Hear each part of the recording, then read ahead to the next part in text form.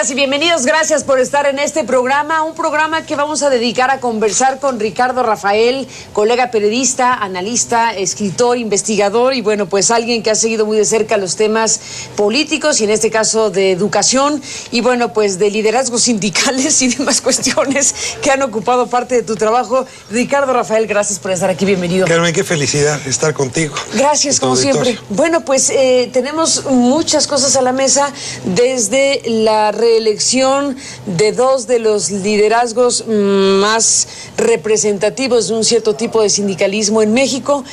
Hace unos días, el fin de semana, Carlos Romero Deschamps, el secretario general del Sindicato Petrolero en México, se reeligió por un periodo de 6 años más. Elbester Gordillo, bueno, ya lleva 16 años en el Sindicato Petrolero. Elbester Gordillo, la lideresa del Sindicato Nacional de Trabajadores de la Educación, que lleva a su vez más de 23, se reelige por otros 6. Y bueno, tenemos dos reelecciones con un alto voltaje, digamos, en muchos sentidos. Por un lado, y simultáneamente el debate y la discusión en el Congreso acerca de una reforma, un conjunto de modificaciones a la Ley Federal del Trabajo. Y un punto que merece toda la atención, que tiene que ver con lo que se ha dado en llamar la democracia y transparencia sindical. Una cosa y la otra. En las últimas horas hemos visto cómo el Senado de la República avaló de forma unánime, con 128 votos, la modificación del artículo 365 bis de esta iniciativa de reforma laboral para que se haga pública la información de los registros de los sindicatos a cualquier persona y de cualquier persona debidamente autorizada pueda acceder a la misma. Cualquier cosa que esto debe significar, ¿no? Y esto es parte de lo que se ha aprobado en las últimas horas. Otra información que surge del Senado en estas últimas horas es que con 67 votos a favor y 61 en contra, el Senado aprobó modificar el artículo 371 del dictamen de la reforma laboral para que la elección de las dirigencias de los sindicatos se realice mediante voto libre, directo y secreto. Esto se aprueba después de 2 reelecciones, como las que vimos el fin de semana. ¿Qué dice Ricardo Rafael frente a todo esto que estamos viendo? Entro primero con el tema de la reforma laboral. La verdad es que, en efecto, el país trae en el mundo laboral 2 dinámicas que coinciden en el tiempo y que son nefastas. De un lado, una transformación muy potente del mundo laboral y una ley que en efecto era antigua. Y al mismo tiempo, una mayor cantidad de gente que entra al mercado informal de trabajo sin ninguna prestación. Se apostó, por lo que se ve, sobre todo por parte del PAN y del PRI, a regular o transformar a ese mexicano que no está accediendo a empleos con buenas prestaciones, en la idea de que si se flexibiliza puede en efecto producirse más empleo. Podemos discutir si eso va a funcionar o no, pero claramente ahí se puso el énfasis, pensando que lo segundo no era tan relevante, es decir, la libertad sindical, la defensa de los derechos de los trabajadores, la representación sindical y desde luego la transparencia. Hay quienes pensamos que lo segundo debió haber sido lo primero, en la Cámara de Diputados opinó lo contrario, y ahora celebro que en el Senado hayan decidido, bueno, apoyar las reformas económicas, pero también regresarle a Cámara de Diputados el desafío de llevarle vientos democráticos al mundo del trabajo. Ahora, así va a ser. Bueno, ese es el mecanismo legislativo. Se pone muy interesante el juego, Carmen, porque la parte económica de la reforma ya pasó. O sea, ya el trabajo por hora, blindaron el outsourcing, blindaron el paquete. Flexibiliza el mercado laboral sin otorgar prestaciones. Uno debería separar las prestaciones del empleo, pero esa es otra discusión. Ese fue quizá lo más grave, pero a fin de cuentas blindan esa parte de la reforma. Esa ya se aprobó y ya hay reforma laboral. Ya van a poderla presumir en el extranjero. El presidente electo va a decir que hay condiciones estructurales. No se tiene que aprobar en paquete. O sea, puede ser una parte aprobada y otra parte en veremos. Pues mira, como es la primera vez que se presenta honestidad preferente, puede haber dudas, pero yo tengo la impresión de que va a haber suficientes argumentos para decir hay una parte que ya está blindada y esa se respeta. Y entonces lo que hacen los senadores es decir sí, pero ahí les va de vuelta, ya encapsulado, el tema democracia sindical. Caerá en Cámara de Diputados Y la pregunta de fondo es si sigue siendo preferente esta parte de la iniciativa. Porque en el momento que caigan diputados pueden decir, no, ahora ya entra pues este largo listado de reformas que traemos pendientes, y otros dirán, no, perdóneme, pero eso llegó preferente por el presidente, sale de aquí preferente. Vamos a ver hasta dónde llega. Yo no dudo que esto llegue a la Corte en acción de constitucionalidad. Buen asunto. O que los priistas, a la hora de la hora, voten en conciencia, que algunos traen ganas de que les den permiso, de que no ir todos con el aparato sindical. Ahí vamos a ver muy bien si el liderazgo, sobre todo el PRI en Cámara de Diputados, les permite votar en conciencia, que en algún momento se les ocurrió que era una buena solución, o van a usar la aplanadora para desechar esa otra parte.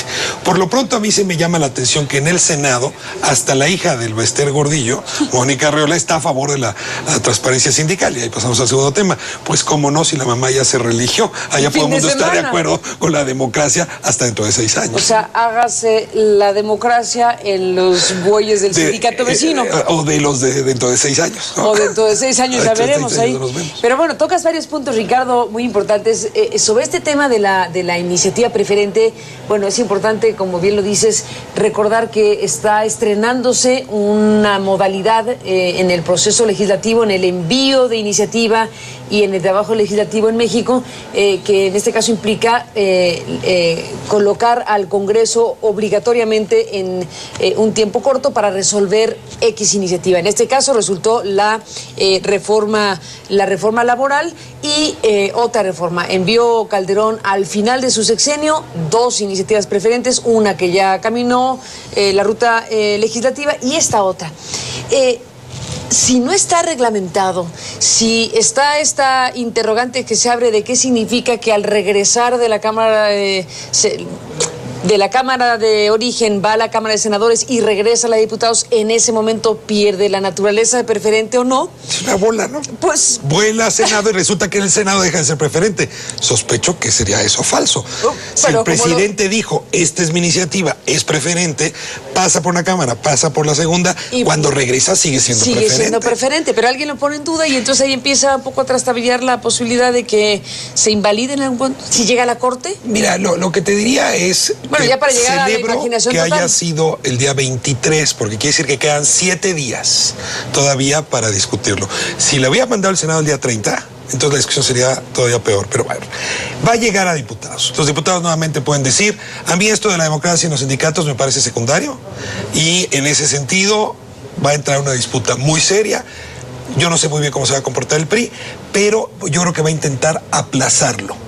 En efecto, que deje de ser preferente. En ese momento, Carmen, yo estoy seguro que panistas y perredistas no se necesitan demasiados. Pueden presentar una acción de inconstitucionalidad ante la Corte y decirles era preferente y pedir la invalidación o una sentencia que les obligue inmediatamente a legislar. Entonces esto jurídicamente se nos pone muy sabroso. Se pone interesante porque además te estoy escuchando y me imagino qué pasaría si eso sucede, porque entonces presentas una acción, ya en el hipotético caso, una acción de inconstitucionalidad de un pedazo de la reforma o de toda la reforma. Pero acuérdate que, por ejemplo, el tema de la ley Televisa se presentó con un pedazo de la reforma. Tú invalidas una serie de artículos. Se puede invalidar. Sí, tú dices, a ver, no voy a atacar todo el resto, ¿no? Pero esto y esto, el presidente lo mandó como preferente y ustedes arbitrariamente le quitaron lo de preferente. ¿El PRI querrá echarse ese paquete? No lo sé. Porque que crean que echarlo al tipo de las calendas les va a quitar la presión política, lo dudo mucho. Ricardo, déjame hacer una pausa y regresamos. Ricardo, Rafael, regresamos en esta conversación y bueno, pues en este corte te escucho reflexiones que valdría la pena que nos contaras al aire también. A ver, hay varias fichas de poder en estos últimos días en particular. Esta reforma laboral que parecería enrutarse hacia lo que parecía ya un caso cerrado de democracia y transparencia sindical, lo que sea y lo que finalmente suceda. En contraste con una expresión de poder, que eso fue en la reelección de estos 2 líderes de los 2 más importantes sindicatos del país. El mismo fin de semana, sentados juntos con un discurso prácticamente de aquí estamos. Denise Dresser llegó a plantear en la radio esta semana, pues prácticamente tomaron posesión antes que la presidencia, ¿no? Para hablar de un ejercicio de poder político en México. Entonces tú tienes eso, ¿qué lectura le das? ¿quiénes eran los destinatarios de esos mensajes del Bester? Particularmente porque Romeo Champs lo que hizo fue reelegirse por unanimidad y eso es mucho mensaje. ¿Quiénes eran los destinatarios en un contexto como el que México vive, a punto de cambiar la presidencia en diciembre y con una reforma laboral en curso? Sí, las intenciones siempre de estos liderazgos son como de caleidoscopio, tienen muchos ángulos. Yo tengo la certidumbre de que se apuran los dos a reelegirse antes de que vaya a pasar la reforma eventual de democracia. Porque en efecto, ven venir la ola, y luego dicen, nos ratificamos, nos quedamos 6 años, y así se aprueba lo de transparencia y democracia sindical, nosotros ya nos quedamos adentro y que los demás líderes se hagan bolas. Esa es digamos, a mí me da incluso eso esperanza de que hayan recibido el pitazo de que se puede aprobar. Segundo asunto, dan una demostración de fuerza.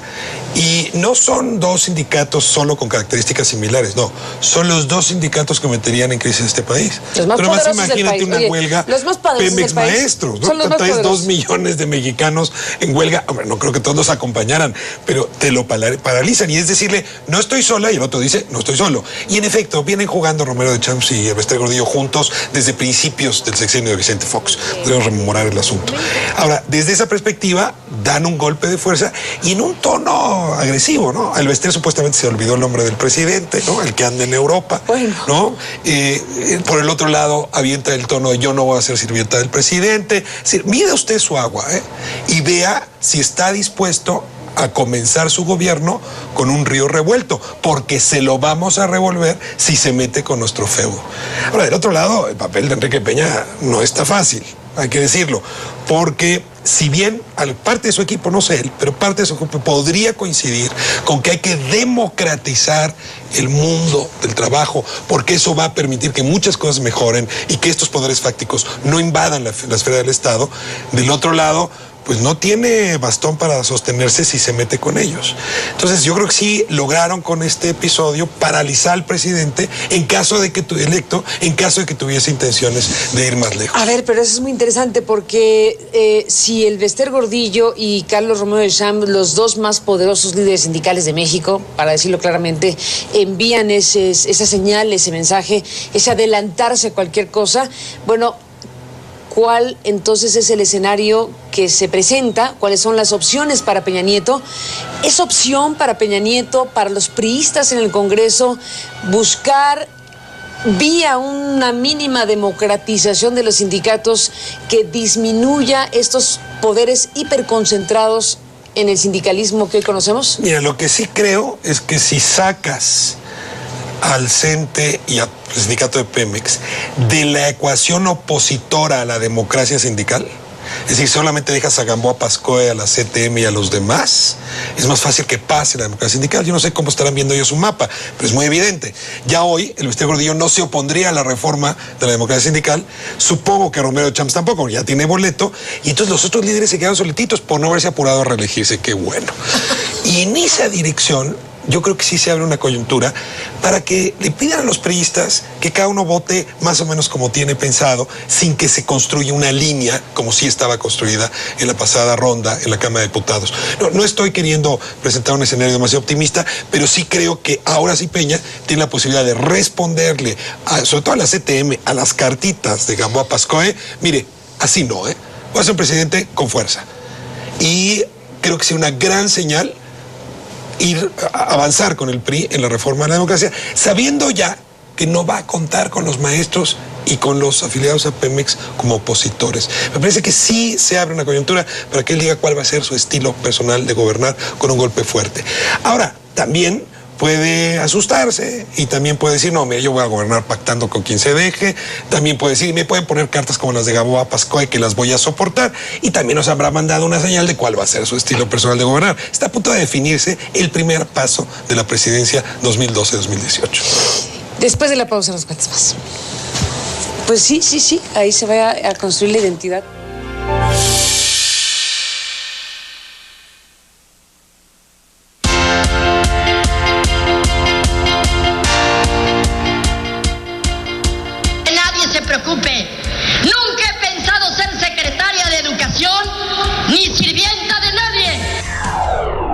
Y nadie nos va a parar.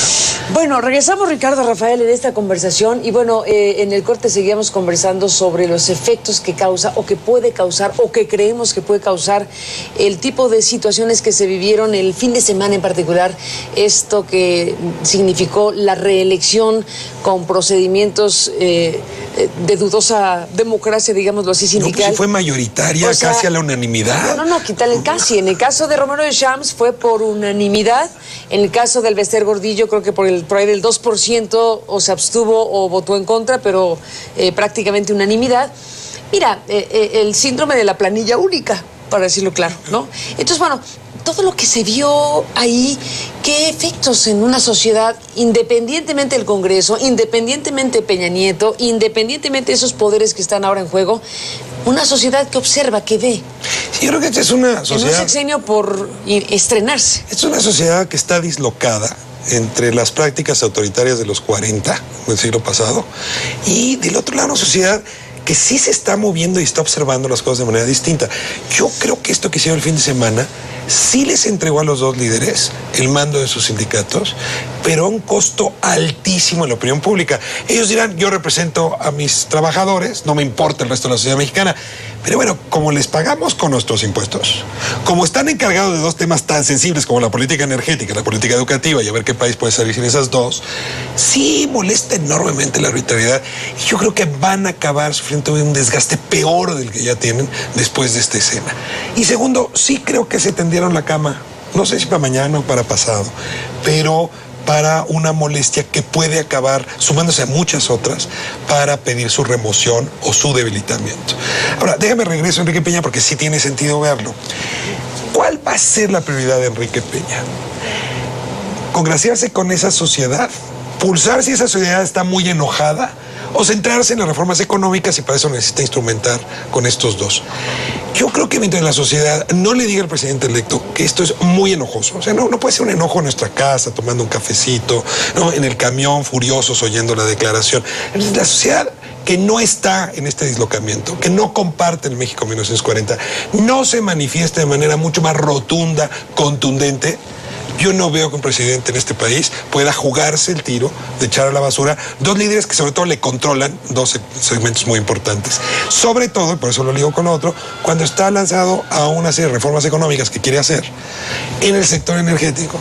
Ya anunció en Europa, en el sector educativo, pues donde sí necesita operar con los trabajadores para echarla para adelante. Entonces, en esas circunstancias, yo sí sigo pensando que la clave de este juego no se llama el Bester Gordillo, no se llama Enrique Peña Nieto, no se llama Romero de Champs, se llama nosotros, Carmen. O sea, mientras esta opinión pública que estamos muy enojados no se manifieste de otra forma, contundente y rotunda, el gobernante no se va a mover a defenestrar estos liderazgos autoritarios. Vimos, Ricardo, Rafael, en el caso del sindicato de maestros, previo a todo lo que estamos aquí comentando, un conjunto de expresiones críticas, las que históricamente ha habido, digamos, a este tipo de sindicalismo, pero una parte, digamos, muy identificable de un cierto tipo de crítica procedente del otro poder, que es el de la televisión, ¿no? Particularmente Televisa, con unas organizaciones vinculadas a la televisora, con personajes vinculados a la televisora, haciendo lo que el CENTE manifestó que era una campaña, y ciertamente lo era, de críticas, no porque les faltara razón en muchos de los elementos que se planteaban, sino porque daba la impresión de que había algún tipo de intencionalidad distinta a la mera crítica de algo que es evidentemente criticable. Y ahí estaba otro factor de poder. Se quiso tumbar a el Bester Gordillo, se pensó que se podía quitar ese liderazgo vía una fuerza como la de la televisión para efectos de la opinión pública y no se pudo o llegó un punto de negociación. ¿Qué interpretación nos hace? Yo en este tema sí abuso de la precisión en el lenguaje porque si no uno puede en efecto salir mal juzgado. Los trabajadores no son los que están orquestando este acto autoritario. De hecho, me permitiría decir, los sindicatos tampoco. Es una cúpula sindical, una camarilla en cada uno de estos dos sindicatos y otros más, que lo que tiene es una empresa privada, es una franquicia para explotar a sus agremiados y para explotar los recursos públicos que ahí vienen. Entonces sí hay que decirlo muy claro, el problema no son los profes, El problema no son los trabajadores de Pemex, no son ni siquiera los dos sindicatos, es la expropiación que hicieron estas personas de ese bien que debería ser colectivo, que debería ser público. Por eso me molesta tanto que utilicen el tema de autonomía sindical. Una cosa es autonomía sindical del trabajador y otra cosa es autonomía sindical del líder. Bueno, la autonomía sindical está hecha para proteger trabajadores, a los profes, ¿no? A los que están en Pemex, no a sus líderes. Desde esta perspectiva, si me permito insistirte, yo creo que puede haber en cierto lenguaje que no cuida bien los matices un cierto desprecio de clase, y a ese hay que tenerle mucho cuidado, ¿no? El problema no son los profes de escuela pública, ¿no? El problema son los liderazgos que tienen sus hijos en escuelas privadas, por cierto, y que esos son los que han expropiado la educación. Ese cuidado del lenguaje tendremos que irlo robusteciendo para entendernos mejor, porque si no, en efecto, le servimos al Bester Gordillo, que reunifica a su gremio, diciendo, ahí están los de cuello blanco de siempre, la burguesía contra la que hemos luchado, destruyendo los derechos de los trabajadores, los que desprecian la escuela pública. Claro, yo le preguntaría, oiga, pero si apenas hace un año usted estaba trabajando con esas organizaciones con las que ahora ya no quiere trabajar, hace un par de años organizó incluso conferencias, ahora resulta que a veces usted vive en Polanco y a veces vive en Nezahualcóyotl, que yo sepa ya nada más vive en Polanco, ¿no? En las Lomas. Habría que decirlo claramente, hay que tenerle cuidado a la hora de hacer la crítica para que no vaya ahí a fluir un discurso clasista que luego ellos aprovechan muy bien. ¿Qué es lo que se veía en esto que estábamos mencionando, en esta, digamos, serie de críticas específicas que te mencionaba? Una película. No, pero a ver, déjame entrarle directo al toro. Yo, perdón, no aceptaría la hipótesis de que detrás de Claudio X González está solo Televisa. Solo. A ver, Mexicanos, primero, es una organización que ha costado mucho irla construyendo, donde están muchas organizaciones. Esta organización Ramírez, que hizo Presunto Culpable. Ellos por eso luego se lanzaron a hacer... ¿Y qué hay ahí entonces? Yo creo que hay un sector empresarial dispuesto a financiar una transformación en la reforma educativa, una reforma educativa importante, que hasta hace poco estaba convencido ese sector de que podían pactar con el Bester Gordillo. Se pelearon con ella. Mexicanos Primero tomó distancia con ellos y a partir de eso Mexicanos Primero le está haciendo mucho bien a este país. Yo tengo que decirlo así de claro. Ahora, no veo, te lo digo con franqueza, a Televisa detrás. Tan es así, que hay que aclararlo, Claudio X González dejó la Fundación Televisa, entre otras razones, porque estaba habiendo varios conflictos de interés. Mexicanos Primero tiene hoy, sin duda, financiamiento de Televisa y otras empresas, pero me gustaría dar trabajo decir que es solo un empleado de Azcárraga que está disponiéndose para... Se queda ahí el tema abierto para siguientes conversaciones. Ricardo Rafael, gracias por estar aquí, gracias por conversar en este programa y nos vamos con esto. Hasta mañana, pásala bien.